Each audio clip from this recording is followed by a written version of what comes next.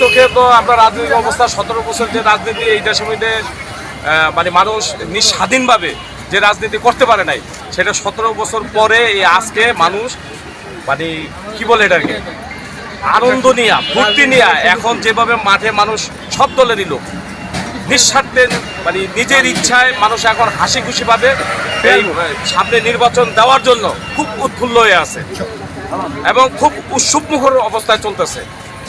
আচ্ছা, এখন যে আসলেন এটা কে ছিলেন? উনি হলেন আমার 14 আসনের বিএনপি থেকে মনোনীত প্রার্থী তুলিয়াপা। হ্যাঁ, উনি মাশাল্লাহ সারা 14 নম্বর ওয়ার্ডটা চষে বেড়াইতেছে এবং ওনার খুব জনপ্রিয়তা আছে। ইনশাল্লাহ এই 12 তারিখে এখানে আর প্রার্থী কে আপনার? আমাদের এখানে প্রার্থী আছে আপনার ওই জামাতের আছে, তারপরে খালেদের ছেলে আছে, হয়তো সাজু ভাই আছে। হ্যাঁ, উনি স্বতন্ত্র থেকে দাঁড়াইছে।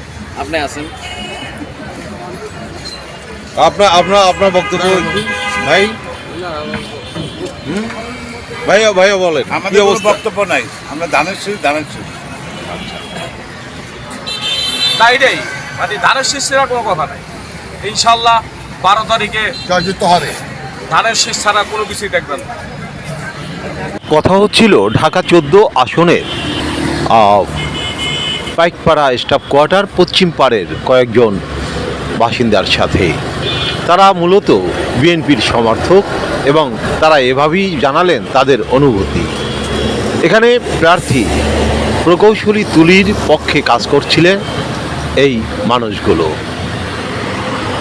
6 জানুয়ারি শুক্রবার সন্ধ্যার পরে বিএনপির ধানের শীষের প্রতীকের প্রার্থী সানজিদা ইসলাম তুলি তার নির্বাচনী প্রচারণায় এলে এই ভিড় তৈরি হয়।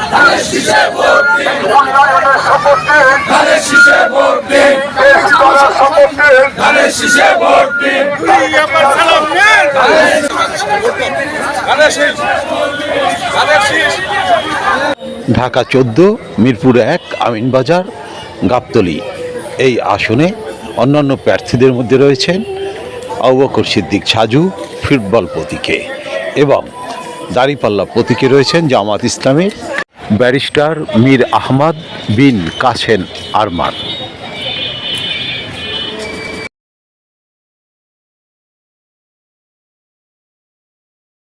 তবে ঢাকা 14 আসনে এখন পর্যন্ত আলোচিত 3 জন প্রার্থী, ফুটবল, দাঁড়িপাল্লা এবং ধানের শীষ। আরিফ আহমেদ, মিরপুর ঢাকা।